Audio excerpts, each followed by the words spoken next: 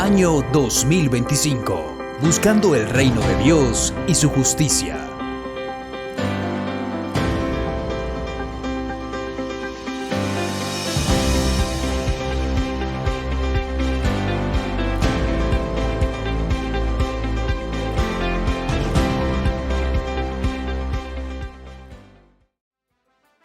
Buenas noches, el Señor Jesús les bendiga. Bueno, esta noche quiero que me acompañen para que leamos la primera carta de Juan, capítulo 2, versículos del 3 al 6.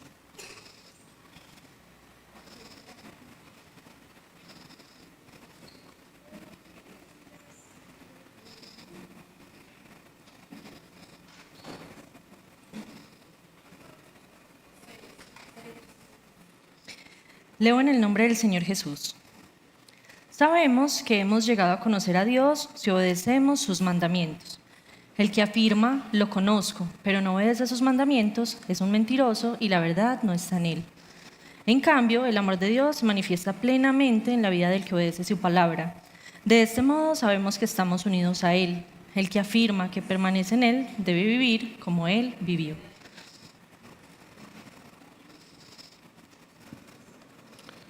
Padre, esta noche te damos gracias por tu palabra. Tú eres el Dios, el único Dios verdadero, y tu palabra dice que tú has exaltado tu nombre y tu palabra por tu verdad. Esta noche te pedimos, háblanos, Señor, confróntanos, confía tu palabra en nosotros. Y permite que al escuchar tu voz, nuestro corazón con sencillez, con humildad, con sensatez pueda recurrir a ti. Gracias, Señor, por la pastora Mariana, gracias por esta palabra que has puesto en su corazón para compartir con nosotros. Gracias por todos los que están escuchando a esta hora, a la distancia.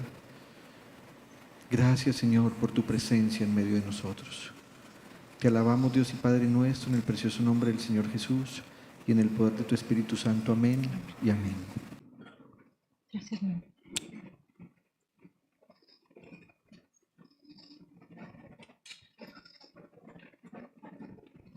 Gracias, Señor.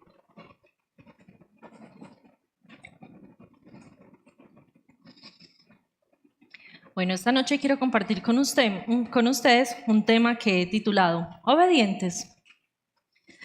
Cuando era pequeña, alrededor de los 7 años, como era de costumbre cada sábado, íbamos a almorzar a la casa de mi abuela, mi comida favorita, y que hasta el día de hoy sigue siendo mi comida favorita. Frijoles con chicharrón y mazamorra.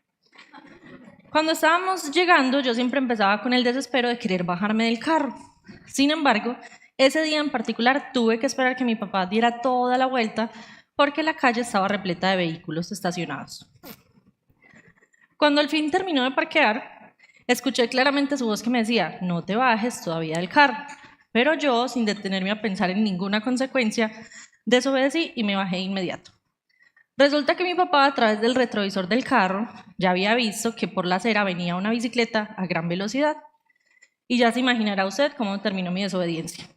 Aunque el ciclista intentó frenar con todas sus fuerzas, la velocidad era tanta que no pudo evitar atropellarme. Le he contado esta anécdota porque quisiera hacerle un par de preguntas esta noche. ¿Se considera usted una persona obediente? ¿O considera usted que es una persona a la que le cuesta obedecer?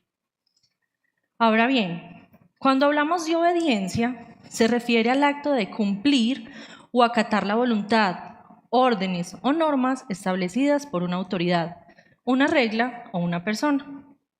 Pero cuando hablamos de obediencia inmediata, significa cumplir una orden o indicación de manera pronta, sin demora ni cuestionamientos. Quisiera que miráramos juntos esta noche varios casos donde la obediencia fue inmediata, pero quiero que presten mucha atención, porque aunque las órdenes no tenían mucho sentido, fueron seguidas al pie de la letra. El primer caso que vamos a ver esta noche es Noé. Vaya conmigo, por favor, a Génesis, capítulo 6.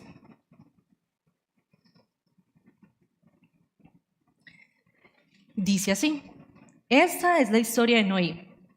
Noé era un hombre justo e íntegro entre su gente y anduvo fielmente con Dios. Tuvo 3 hijos, Sem, Cam y Jafet. Pero Dios vio que la tierra estaba corrompida y llena de violencia. Al ver Dios tanta corrupción en la tierra y que la gente había corrompido su conducta, dijo a Noé: he decidido acabar con toda la gente, pues por su causa la tierra está llena de violencia. Así que voy a destruir a la gente junto con la tierra. Constrúyete un arca de madera resinosa, hazle compartimientos y cúbrela con brea por dentro y por fuera. Dale las siguientes medidas: 300 codos de largo, 50 de ancho y 30 de alto. Hazla de 3 pisos con una abertura a un codo del techo y con una puerta en uno de sus costados. Porque voy a enviar un diluvio sobre la tierra para destruir a todos los seres vivientes bajo el cielo. Todo lo que existe en la tierra morirá. Pero contigo estableceré mi pacto, y entrarán en el arca, tú y tus hijos, tu esposa y tus nueras. Haz que entre en el arca una pareja de todos los seres vivientes, es decir, un macho y una hembra de cada especie, para que sobrevivan contigo. Contigo entrarán también una pareja de cada especie de aves, de ganado y de animales que se arrastran por el suelo, para que puedan sobrevivir. Recoge además toda clase de alimentos y almacénalo para que a ti y a ellos les sirva de comida. Y Noé hizo todo según lo que Dios le había mandado. Imagínese por un momento lo que pudo haber pensado Noé. En esta época en la que Dios le está dando instrucción a Noé, ni siquiera nunca había llovido. La Biblia dice que en ese entonces subía un vapor de la tierra que la regaba. Mira lo que dice en Génesis capítulo 2, versículo 4. Estos son los orígenes de los cielos y de la tierra cuando fueron creados, el día en que el Señor Dios hizo la tierra y los cielos, y toda planta del campo antes que fuese en la tierra y toda hierba del campo antes que naciese, porque el Señor Dios aún no había hecho llover sobre la tierra, ni había hombre para que labrase la tierra, sino que subía de la tierra un vapor, el cual regaba toda la faz de la tierra.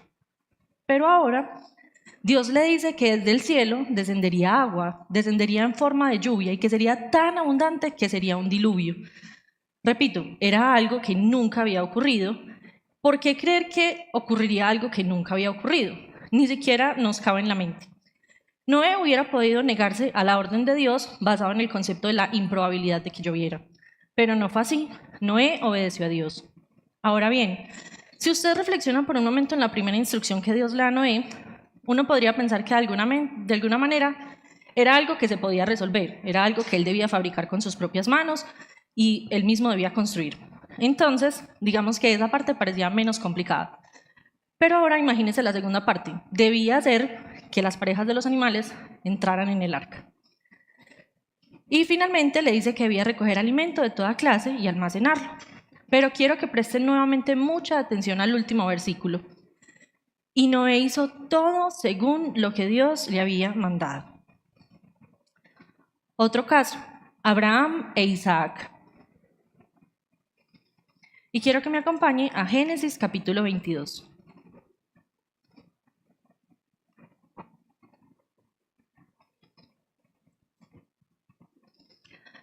Pasado cierto tiempo, Dios puso a prueba a Abraham. Abraham, aquí estoy, respondió. Y Dios ordenó: toma a tu hijo Isaac, el único que tienes y al que tanto amas, y ve a la región de Moriah. Una vez allí, ofrécelo como holocausto en el monte que yo te indicaré. Abraham se levantó de madrugada y ensilló su asno. También cortó leña para el holocausto y junto con 2 de sus criados y su hijo Isaac se encaminó hacia el lugar que Dios le había indicado. Al tercer día, Abraham alzó los ojos y a lo lejos vio el lugar. Entonces dijo a sus criados: quédense aquí con el asno. El muchacho y yo seguiremos adelante para adorar a Dios y luego regresaremos junto a ustedes. Abraham tomó la leña del holocausto y la puso sobre los hombros de Isaac, su hijo. Él, por su parte, cargó con el fuego y el cuchillo, y los dos siguieron caminando juntos. Isaac dijo a Abraham: Padre, dime, hijo mío.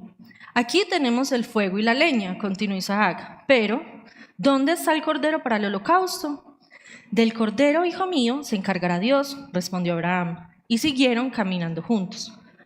Cuando llegaron al lugar señalado por Dios, Abraham construyó un altar y preparó la leña. Después, ató a su hijo Isaac y lo puso sobre el altar encima de la leña. Entonces tomó el cuchillo para sacrificar a su hijo. Pero en ese momento el ángel del Señor le gritó desde el cielo: «Abraham, Abraham». «Aquí estoy», respondió. «No pongas tu mano sobre el muchacho ni le hagas ningún daño», dijo el ángel. «Ahora sé que temes a Dios, porque ni siquiera te has negado a darme tu único hijo». Dios le había dicho a Abraham que por medio de su hijo Isaac vendrían su numerosa descendencia, pero ahora le estaba pidiendo algo sumamente difícil, y era que sacrificara a ese hijo que tanto amaba. Y sin dudarlo por un instante, Abraham obedeció. Y mire lo que dice Hebreos capítulo 11, versículo 19. Abraham sabía que Dios tiene poder para hacer que los muertos vuelvan a vivir. Esa confianza hizo que Abraham no tuviera que matar a su hijo, y fue como si Isaac hubiera vuelto a vivir. Otra historia de obediencia, Josué. Acompáñeme a Josué, capítulo 6, versículos del 1 al 5.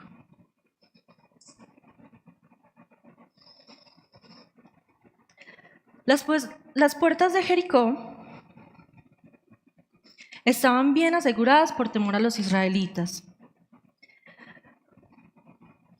Nadie podía salir o entrar, pero el Señor dijo a Josué: «He entregado en tus manos a Jericó y a sus reyes con todos sus guerreros.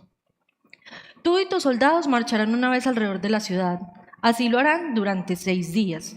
7 sacerdotes llevarán trompetas y marcharán frente al arca. El 7º día ustedes marcharán 7 veces alrededor de la ciudad, mientras los sacerdotes tocan las trompetas. Cuando todos escuchen el toque de trompeta, el pueblo deberá gritar a voz en cuello. Entonces los muros de la ciudad se derrumbarán y cada uno entrará sin impedimento». Luego de que el Señor le diera esta instrucción a Josué, él debía ir con el pueblo y comunicarles lo que Dios le había dicho. Pero aparte de comunicarles lo que Dios le había dicho, tenía que prepararlos para la acción. Piensen por un momento que esta instrucción no tenía razón de ser.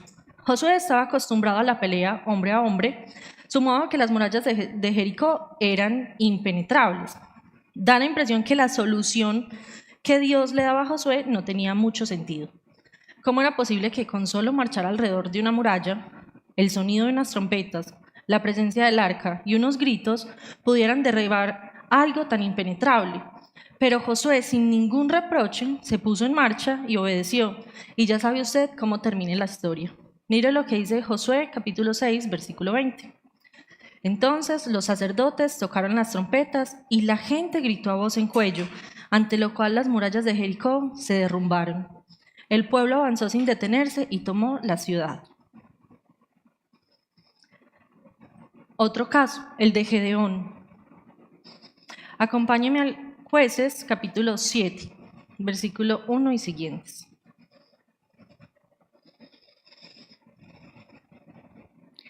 Jerubbaal, es decir, Gedeón y todos sus hombres, se levantaron de madrugada y acamparon en el manantial de Jarod.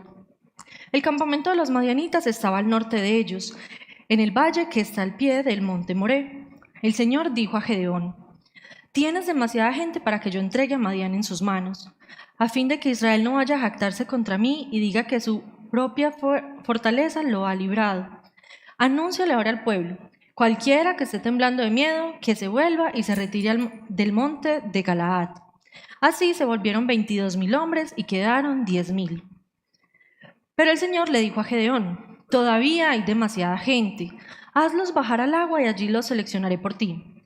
Si digo, este irá contigo, ese irá. Pero si digo, este no irá contigo, ese no irá». Gedeón hizo que los hombres bajaran al agua. Allí el Señor le dijo: «A los que laman el agua con la lengua, como los perros, sepáralos de los que se arrodillen a beber». Gedeón hizo que los hombres que se arrodillen a beber. 300 hombres lamieron el agua llevándola de la mano a la boca. Todos los demás se arrodillaron para beber. El Señor dijo a Gedeón: «Con los 300 hombres que lamieron el agua, yo los salvaré. Entregaré a los madianitas en tus manos. El resto, que se vaya a su casa». Entonces Gedeón mandó a los demás israelitas a sus tiendas de campaña, pero retuvo a los 300, los cuales se hicieron cargo de las provisiones y de las trompetas de los otros. El campamento de Madián estaba situado en el valle más abajo del de Gedeón. Aquella noche el Señor dijo a Gedeón: levántate y baja al campamento, porque voy a entregar en tus manos a los madianitas. Si temes atacar, baja primero al campamento con tu criado Furá y escucha lo que digan. Después de eso cobrarás valor para atacar el campamento. Así que él y Furá, su criado, bajaron hasta los puestos de los centinelas en las afueras del campamento. Los madianitas, los amalecitas y todos los otros pueblos del oriente que se habían establecido en el valle eran numerosos como langostas. Sus camellos eran incontables, como la arena a la orilla del mar. Imagínense por un momento enfrentar a un ejército con semejante descripción. Numerosos como langostas y sus camellos incontables como la arena a la orilla del mar. Y ahora imagínense enfrentarse a ellos solamente con 300 hombres. Pero aún así, Gedeón obedeció al Señor. Finalmente, tras escuchar el sueño de un madianita y su interpretación como señal de victoria, Gedeón se llenó de fe y preparó a sus 300 hombres. Los dividió en 3 grupos y dándoles las trompetas, los cántaros y las antorchas encendidas, al tocar las trompetas en la noche, romper los cántaros y gritar por el Señor y por Gedeón, sembraron tanta confusión en el campamento enemigo que finalmente los madianitas se atacaron entre sí y huyeron en desorden, confirmando la victoria prometida. Otro caso que nos presenta la Biblia es el de Elías.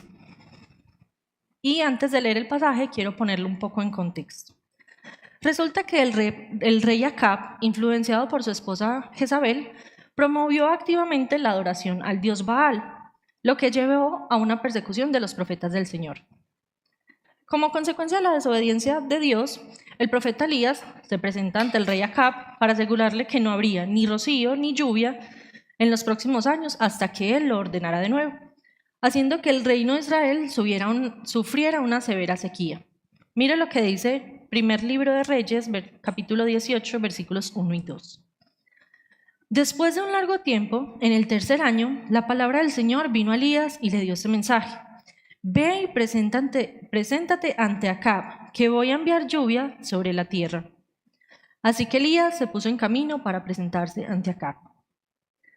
En medio de la gran hambre en Samaria, Acab buscaba agua y pasto para salvar sus animales, mientras que su esposa Jezabel se dedicaba a matar a los profetas del Señor. Sin embargo, Abdías era un hombre temeroso del Señor y escondió a 100 profetas en cuevas para protegerlo. Elías se encontró con Abdías y le pidió que avisara a Acab de su presencia. Al presentarse ante Acab, este lo acusó de ser el causante de los problemas de Israel, pero el profeta le respondió que la culpa era de él por haber abandonado al Señor y seguir a Baal. Entonces Elías convocó al pueblo y a los profetas de Baal en el monte Carmelo para un desafío: preparar 2 altares, uno para Dios y otro para Baal. El ejercicio consistía en que por turnos se invocaría a cada deidad, a Baal y a Dios. Y después de hacerlo, el que fuera el verdadero Dios debía responder enviando fuego sobre el altar que le pertenecía. Los profetas de Baal habían clamado todo el día, incluso hiriéndose a sí mismos, pero no recibieron respuesta. Con esto quedó evidenciada la impotencia de Baal frente al Señor. Mire lo que dice Primer Libro de Reyes, capítulo 18, versículo 30. Entonces Elías dijo a todo el pueblo: acérquense a mí. Así lo hicieron, y como estaba en ruinas el altar del Señor, Elías lo reparó. Luego recogió 12 piedras, una por cada tribu descendiente de Jacob, a quien el Señor le había puesto por nombre Israel. Con las piedras construyó un altar en honor al Señor, y alrededor cavó una zanja en que cabían 2 cejas de semillas. Colocó la leña, descuartizó el novillo, puso los pedazos sobre la leña y dijo: llenen de agua 4 cántaros y vacíenlos sobre el holocausto y la leña. Luego dijo: vuelvan a hacerlo. Y así lo hicieron. Háganlo una vez más, les ordenó. Y por 3ª vez vaciaron los cántaros. El agua corría alrededor del altar hasta llenar la zanja. A la hora del sacrificio vespertino, el profeta Elías dio un paso adelante y oró así: Señor, Dios de Abraham, de Isaac y de Israel, que todos sepan hoy que tú eres Dios en Israel y que yo soy tu siervo y he hecho todo esto en obediencia a tu palabra. Respóndeme, Señor, respóndeme, para que esta gente reconozca que tú, Señor, eres Dios y estás haciendo que su corazón se vuelva a ti. En ese momento cayó fuego del Señor y quemó el holocausto, la leña, las piedras y el suelo, y hasta lamió el agua de la zanja. Cuando vieron esto, todos se postraron y exclamaron: El Señor es Dios, el Señor es Dios. Aunque lo más probable era que Elías fuera asesinado al presentarse delante del rey Acab, obedeció al Señor. Y esta obediencia hizo que el pueblo de Israel reaccionara y reconociera nuevamente al Señor como su único Dios. El Nuevo Testamento también nos presenta un caso de obediencia, Ananías. Y quiero que me acompañe a Hechos capítulo 9.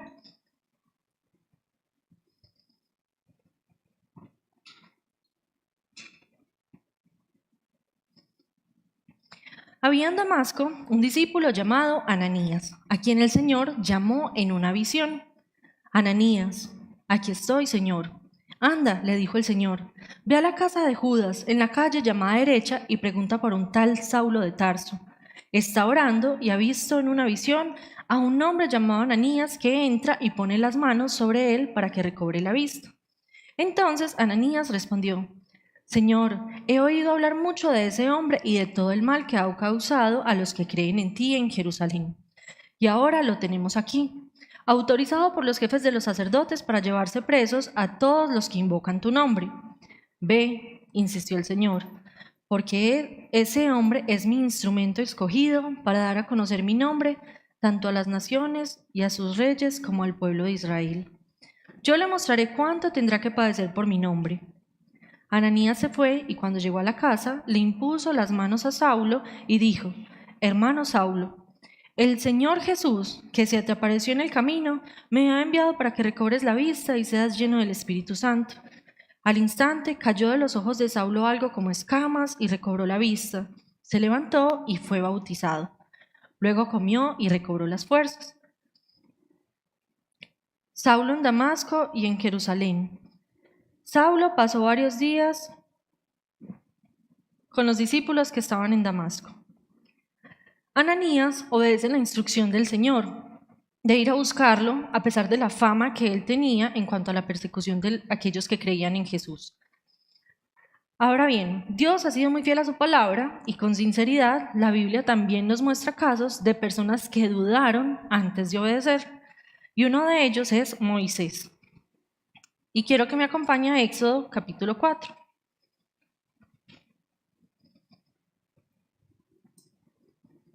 Un día, Moisés estaba cuidando el rebaño de Yetro, su suegro, que era sacerdote de Madián, y llevó las ovejas hasta el otro extremo del desierto hasta llegar a Horeb, la montaña de Dios. Estando allí, el ángel del Señor se le apareció entre las llamas de una zarza ardiente. Moisés notó que la zarza estaba envuelta en llamas, pero que no se consumía, así que pensó: ¡qué increíble! Voy a ver por qué no se consume la zarza. Cuando el Señor vio que Moisés se acercaba a mirar, lo llamó desde la zarza. Moisés, Moisés. Aquí estoy, respondió. No te acerques más, le dijo Dios. Quítate las sandalias, porque estás pisando tierra santa. Yo soy el Dios de tu padre. Soy el Dios de Abraham, de Isaac y de Jacob. Al oír esto, Moisés se cubrió el rostro, pues tuvo miedo de mirar a Dios. Pero el Señor siguió diciendo: ciertamente he visto la opresión que sufre mi pueblo en Egipto. Los he escuchado quejarse de sus capataces y conozco bien sus penurias. Así que he descendido para librarlos del poder de los egipcios y sacarlos de ese país, para llevarlos a una tierra buena y espaciosa, tierra donde abundan la leche y la miel. Me refiero al país de los cananeos, hititas, amorreos, fereceos, heveos y jebuseos. Han llegado a mis oídos los gritos desesperados de los israelitas y he visto también cómo los oprimen los egipcios. Así que disponte a partir. Voy a enviarte al faraón para que saques de Egipto a los israelitas, que son mi pueblo. Pero Moisés dijo a Dios: ¿y quién soy yo para presentarme ante el faraón y sacar de Egipto a los israelitas? Yo estaré contigo, respondió Dios, y te voy a dar una señal de que soy yo quien te envía. Cuando hayas sacado de Egipto a mi pueblo, todos ustedes me adorarán en esta montaña. Pero Moisés insistió. Supongamos que me presento ante los israelitas y les digo: el Dios de sus antepasados me ha enviado a ustedes. Si me preguntan: ¿y cómo se llama?, ¿qué les respondo? Yo soy el que soy, respondió Dios a Moisés, y esto es lo que tienes que decirle a los israelitas: yo soy, me ha enviado a ustedes. Y Moisés insistió durante 3 oportunidades más, y aunque el Señor generosamente le dio varias señales milagrosas con las que él podía convencer al faraón de que iba de parte de él, Moisés insistía en que escogiera otro que no fuera él. Mire lo que dice Éxodo capítulo 4, versículo 14. Entonces el Señor ardió en ira contra Moisés y le dijo: ¿Y qué hay de tu hermano Aarón, el levita? Yo sé que él es muy elocuente. Además, ya ha salido a tu encuentro y cuando te vea se alegrará en su corazón. Tú hablarás con él y le pondrás las palabras en la boca. Yo los ayudaré a hablar a ti y a él y les enseñaré lo que tienen que hacer. Él hablará por ti al pueblo como si tú mismo le hablaras, y tú hablarás a él por mí como si hablara yo mismo. Pero no te olvides de llevar contigo esta vara, porque con ella harás señales milagrosas. Finalmente, le tocó ir, aunque fuera con Aarón. Otro caso es el de un enfermo con lepra llamado Naamán. Vaya conmigo al segundo libro de Reyes, capítulo 5.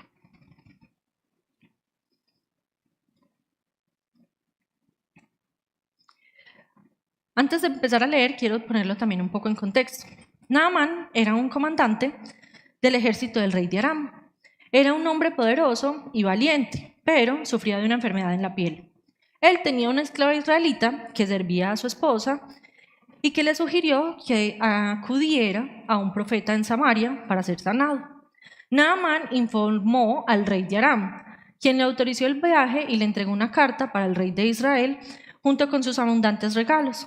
Al recibir la carta, el rey de Israel se angustió pensando que se trataba de una provocación, pues sanar a alguien era algo que no estaba en sus manos. Sin embargo, cuando el profeta Eliseo se enteró de lo ocurrido, pidió que enviaran a Naamán a él para que él pudiera saber que en Israel había un profeta de Dios. Y dice así la palabra del Señor. Así que Naamán, con sus caballos y sus carros, fue a la casa de Eliseo y se detuvo ante la puerta. Entonces Eliseo envió un mensajero a que le dijera: Ve y zambúchete 7 veces en el río Jordán, así tu piel sanará y quedarás limpio. Naamán se enfureció y se fue, quejándose: Yo creí que el profeta saldría a recibirme personalmente para invocar el nombre del Señor su Dios y que con un movimiento de la mano me sanaría la piel de mi enfermedad. ¿Acaso los ríos de Damasco, el Amaná y el Farfar no son mejores que todo el agua de Israel? ¿Acaso no podría zambullirme en ellos y quedar limpio? Furioso, dio media vuelta y se marchó. Entonces sus criados se acercaron para aconsejarle: Señor, si el profeta le hubiera mandado a hacer algo complicado, usted no lo habría hecho caso. Con más razón, si lo único que le dice a usted es que se zambulla y así quedará limpio. Así que Naamán bajó al Jordán y se sumergió 7 veces, según lo había ordenado el hombre de Dios. Entonces su piel se volvió como la de un niño y quedó limpio. Naamán estuvo a punto de no seguir la instrucción del hombre de Dios, pero luego de hablar con sus criados, ellos lo aconsejaron y él entró en razón y finalmente obedeció. Y finalmente, un caso donde la obediencia es forzada. Jonás. Vaya conmigo a Jonás, capítulo 1.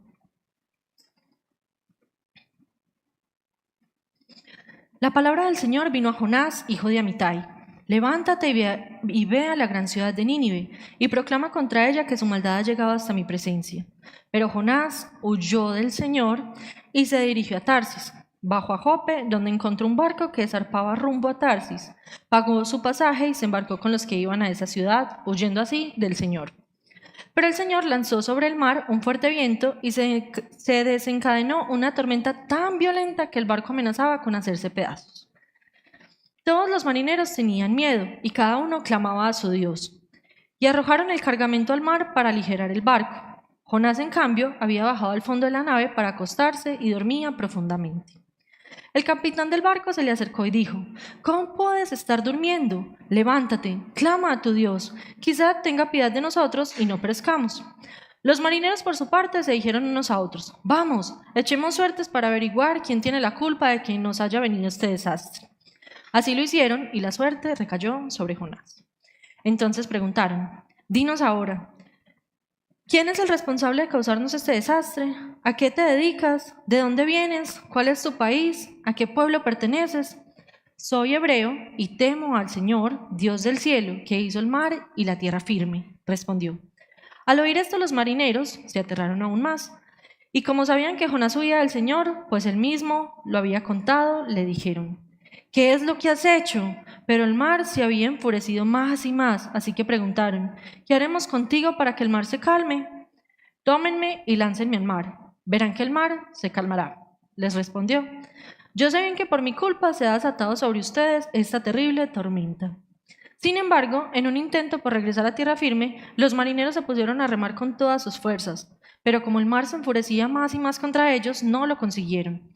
Entonces clamaron al Señor, oh Señor, tú haces lo que quieres, no nos hagas perecer por quitarle la vida a este hombre, ni nos hagas responsables de la muerte de un inocente. Así que tomaron a Jonás, lo lanzaron al agua, y la furia del mar se aplacó. Al ver esto, se apoderó de ellos un profundo temor, y le ofrecieron un sacrificio e hicieron promesas. El Señor, por su parte, dispuso un enorme pez para que se tragara a Jonás, quien pasó 3 días y 3 noches en su vientre. Jonás, desde el vientre del pez, oró al Señor, reconociendo su angustia y agradeciéndole que lo hubiera rescatado de la muerte. Dios escuchó su oración y le ordenó al pez que lo vomitara en tierra firme. Luego el Señor volvió a llamarlo para que fuera a Nínive y proclamara su mensaje. Jonás esta vez sí obedeció y anunció en Nínive lo que el Señor le había ordenado. Me inspiran aquellas personas que hemos podido ver en esta noche, y cuando escucho sus historias de obediencia a la dirección de Dios, aunque tal vez sintieron que la tarea era demasiado grande y que su calificación era muy insuficiente, muchos se han atrevido a arriesgar su vida, su comodidad y su reputación para luchar por lo que parecía imposible, pero obedecieron de todos modos y Dios les dio victorias extraordinarias. ¿Estaría usted dispuesto a obedecer de esta manera al Señor? Si su respuesta es sí, pero siente que usted no escucha las instrucciones de Dios, me gustaría darle varios consejos. En primer lugar, pídale al Señor que le haga más sensible a su voz.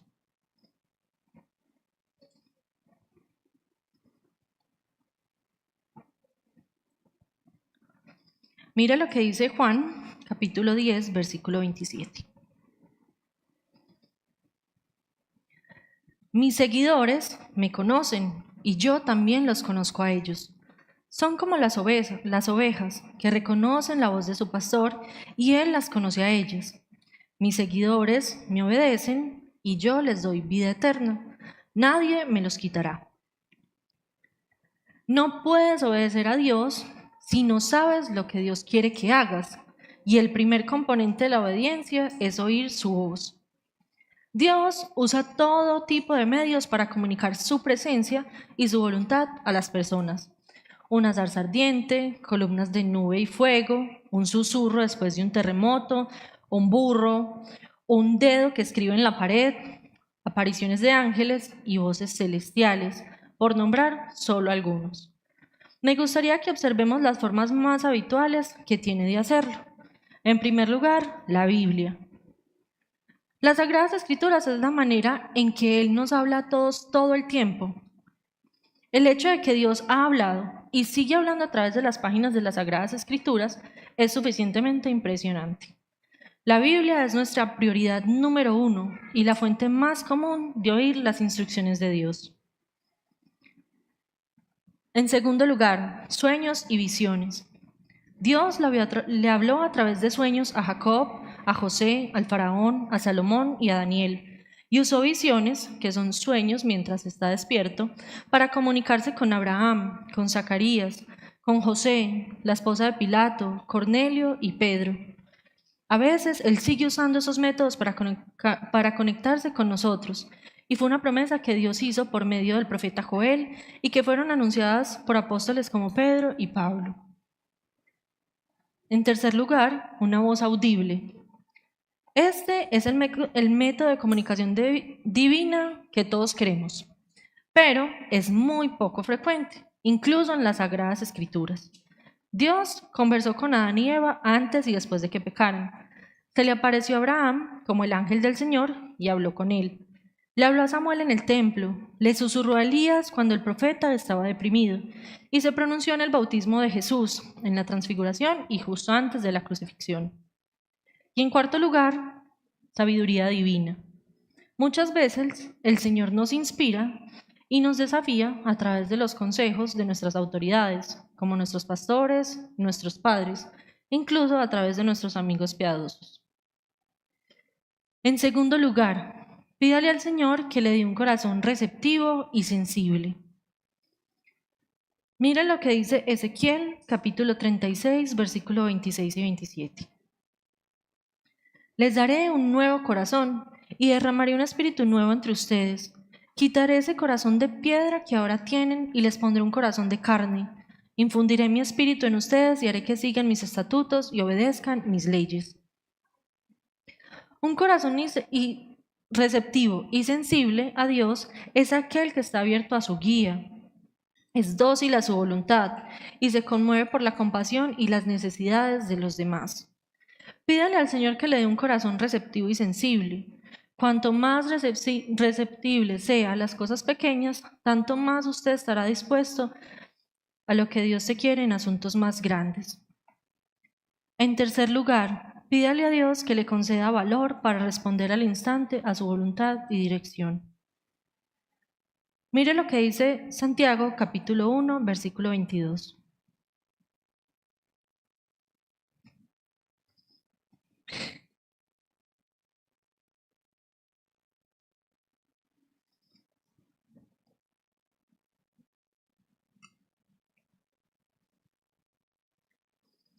No se contenten solo con oír la palabra, pues así se engañan ustedes mismos. Llévenla a la práctica.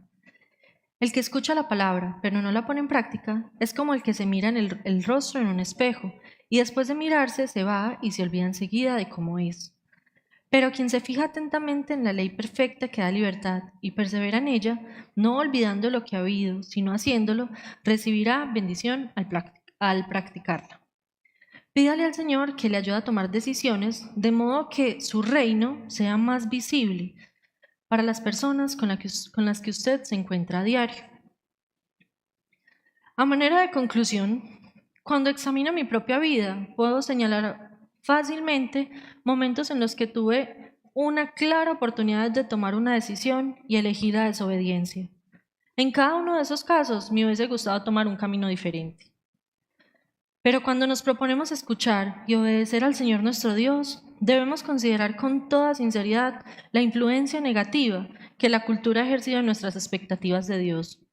Muchas personas lo ven más como el mesero que satisface todos nuestros caprichos que como el Rey soberano, o el negociante con quien podemos llegar a un acuerdo que el Señor a quien adoramos.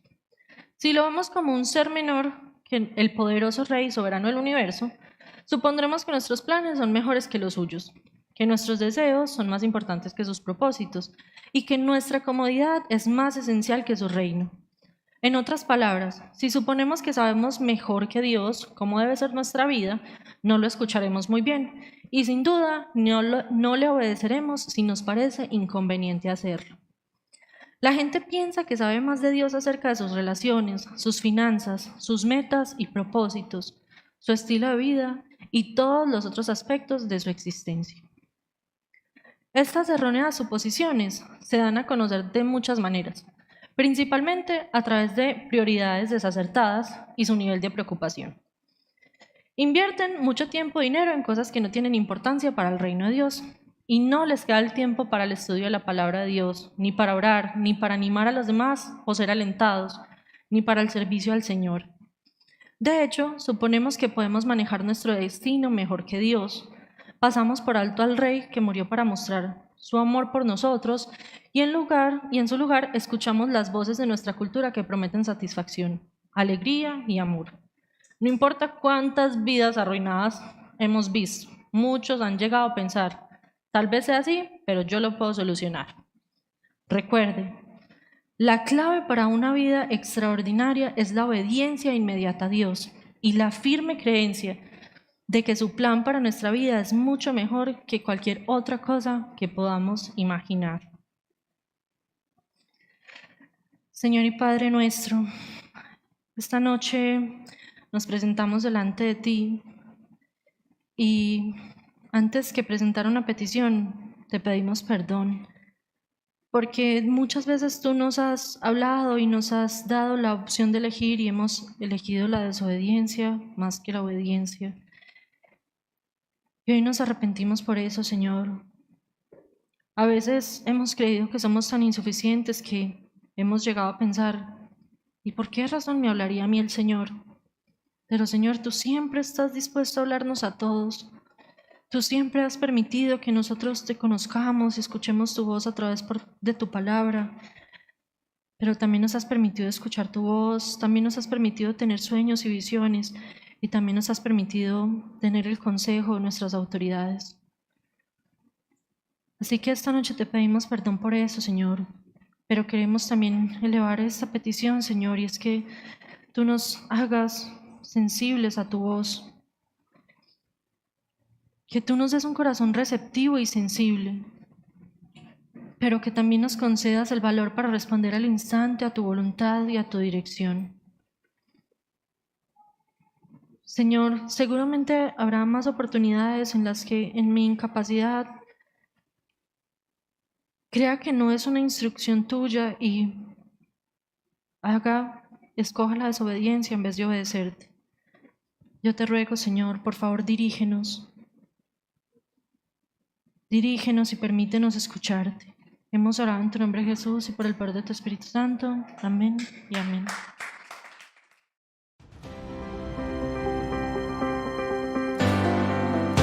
Año 2025. Buscando el reino de Dios y su justicia.